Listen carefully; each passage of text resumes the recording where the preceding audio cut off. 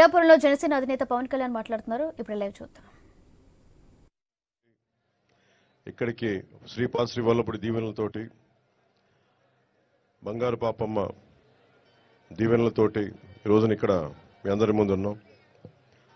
సర్వమతాలు, సర్వ కులాలు, సర్వ ప్రాంతాల్లో ఉండే ప్రజలందరూ క్షేమంగా ఉండాలి, మనస్ఫూర్తిగా అందరూ బాగుండాలని కోరుకుంటూ ఈ క్రోధినామ సంవత్సరంలో మన కూటమి ప్రభుత్వాన్ని స్థాపిస్తున్నాం.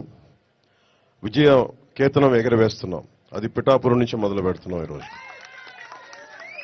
సో మనస్ఫూర్తిగా మీ అందరికీ ఇక్కడికి వచ్చిన అందరికీ కూడా, మా జనసేన నాయకులకి, తెలుగుదేశం నాయకులకి, భారతీయ జనతా పార్టీ నాయకులకి, ముఖ్యంగా మద్దతుదారులందరికీ ప్రత్యేకించి పేరు పేరునందరికీ మరోమారు శుభాకాంక్షలు తెలియజేసుకుంటూ సెలవు తీసుకున్నాను.